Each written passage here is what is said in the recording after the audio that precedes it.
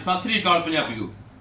अज आपां तुहाडे वास्ते जिहड़ी वीडियो लैके आए आ, इहदी बहुत डिमांड सी ते बहुत लोकां दी मंग भी सी भी सानू इस तरह की वीडियो बना के दसी जावे, क्योंकि जिहड़ा मौसम की तब्दीली के कारण लोकां नू इस बार खंघ जुकाम होया, छाती दे विच रेशा जम्मिया ते उहदे वास्ते आपां पहलां भी वीडियो पा चुके हैं भी ਜਿਹੜਾ ਅੰਜੀਰ ਆ ਲੈਣੀ ਆ ਉਹ ਆਪਾਂ ਸਾਰਾ ਕੁਝ ਦੱਸਿਆ ਹੋਇਆ।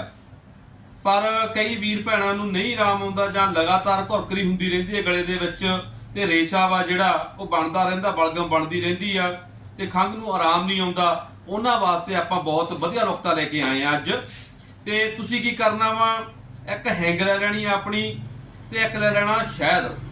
ਸ਼ਹਿਦ ਜੇਕਰ ਘਰ ਦਾ ਮਿਲ ਜੇ, ਕਿਸੇ ਪਾਸੋਂ ਸ਼ੁੱਧ ਸ਼ਹਿਦ ਮਿਲ ਜੇ ਤਾਂ ਬਹੁਤ ਵਧੀਆ ਗੱਲ ਆ। ਜੇ ਕਿਸੇ ਕਾਰਨ असली शहद जिहड़ा नहीं मिलता तो तुसी डाबर कंपनी का जिहड़ा शहद आउंदा वा वो भी वरत सकते हो।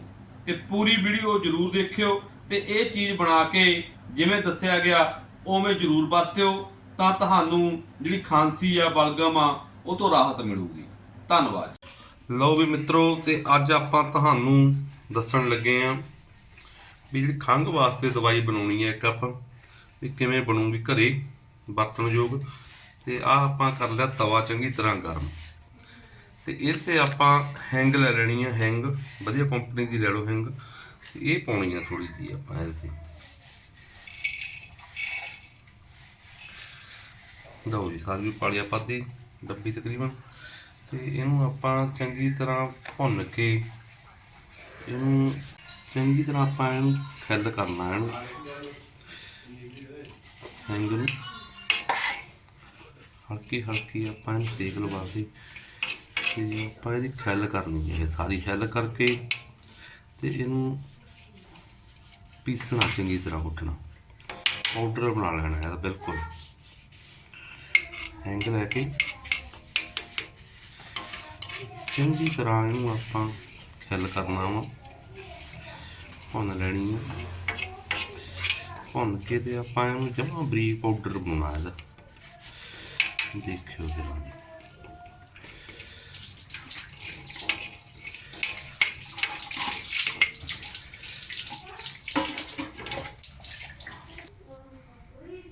वापस सेक लवाई जाने हजे इनू ते चंगी तरह इनू हो लैन दो ते फिर आपां इनू पीसना चंगी तरह।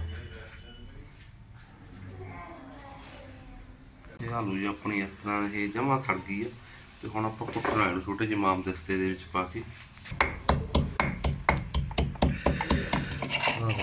माम दस्ते पा के चंगी तरह रगड़ा लाता करके छानना आप बरीक चाह पानी नाल। देखते हैं तो बाद की बनता, जमा बरीक पाउडर बनाना आप छान लो चाह पानी के नाल। देखते हैं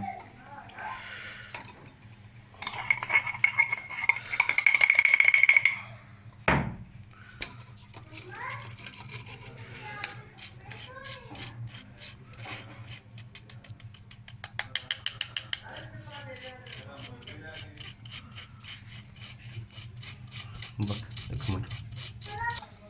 लो जी, आह अपनी चाह पानी के छान के बरीक पाउडर अपना इन्ना क निकलिया है। अजे एक बार फिर रगड़ा लाने हम दोबारा जो मोटा मोटा रहेगा फिर आप पाने ये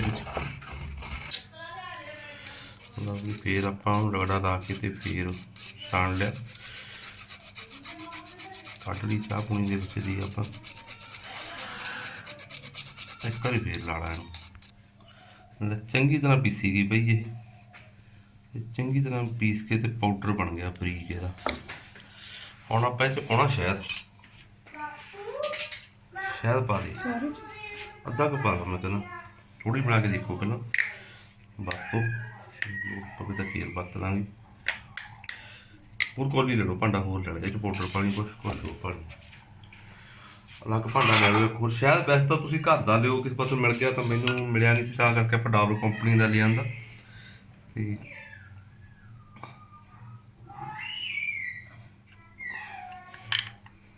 ਲਓ ਜੀ ਆਪਾਂ ਕੁਛ ਕੁ ਅੱਧੀ ਸ਼ੀਸ਼ੀ ਚਾਹ ਪਾਲੀ ਸ਼ਹਿਦ ਦੀ ਇਹਦੇ ਵਿੱਚ ਤੇ ਹੁਣ ਆਪਾਂ ਇਹਨੂੰ ਮਿਕਸ ਕਰਦੇ ਹਾਂ ਇਹਦੇ ਨਾਲ।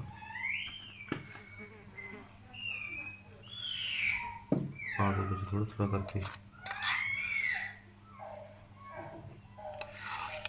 ਲਓ ਜੀ, ਆਹ ਹੋ ਗਈ ਦਵਾਈ ਤਿਆਰ ਆਪਣੀ।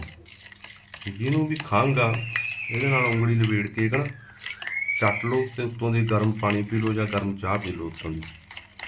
ਦਿਹਾੜੀ ਦੇ ਵਿੱਚ 2-3 ਵਾਰੀ 2-3 ਉਂਗਲਾਂ ਲਾ ਕੇ ਚੱਟੋ ਇਹਨੂੰ ਤੇ ਖੰਘ ਨਹੀਂ ਰਹਿੰਦੀ, ਚਾਹੇ ਜਿੰਨੀ ਮਰਜ਼ੀ ਪੁਰਾਣੀ ਖੰਘ ਹੋਵੇ, ਬਲਗਮ ਹੋਵੇ, ਰੇਸ਼ਾ ਹੋਵੇ। ਤੇ ਆਹ ਚੀਜ਼ ਤਿਆਰ ਹੋ ਗਿਆ ਆਪਣਾ ਪੇਸਟ। ਤੇ ਇਹਦੀ ਉਂਗਲ ਲਪੇਟ ਕੇ ਜਾਣ ਕੇ ਚੱਟ ਲੈਣੀ ਹੈ ਤੇ ਉੱਤੋਂ ਦੀ ਕੋਸਾ ਪਾਣੀ, ਗਰਮ ਪਾਣੀ ਜਾਂ ਚਾਹ ਪੀ ਲਓ ਉੱਤੋਂ ਦੀ। ਤੇ ਇਹ ਵੀ ਪਾ ਦੇ, ਮੈਂ ਤਾਂ ਕਹਿੰਦਾ ਬਾਕੀ ਦੀ ਜ਼ਿਆਦਾ ਯਾਰ। ਚਲੋ ਕੋਈ ਗੱਲ ਨਹੀਂ, ਫੇਰ ਬਣਾ ਲਾਂਗੇ ਆਪਾਂ। ਬਹੁਤ ਵਧੀਆ ਚੀਜ਼ ਬਣ ਗਈ ਆ ਤੇ ਇਹਨੂੰ ਜ਼ਰੂਰ ਬਣਾ ਕੇ ਰੱਖੋ ਜਿਨ੍ਹਾਂ ਨੂੰ ਖੰਘ ਤੋਂ ਆਰਾਮ ਹੀ ਨਹੀਂ ਆਉਂਦਾ ਦਵਾਈਆਂ ਲੈਣ ਦੇ ਬਾਵਜੂਦ ਵੀ, ਕਿਉਂਕਿ ਮੌਸਮ ਹੀ ਇਸ ਵਾਰ ਇਸ ਤਰ੍ਹਾਂ ਦਾ ਰਿਹਾ ਵੀ ਕੀ ਬੱਚੇ ਕੀ ਬਜ਼ੁਰਗ ਸਾਰੇ ਖੰਘ ਤੋਂ ਬਹੁਤ ਪਰੇਸ਼ਾਨ ਰਹੇ ਆ।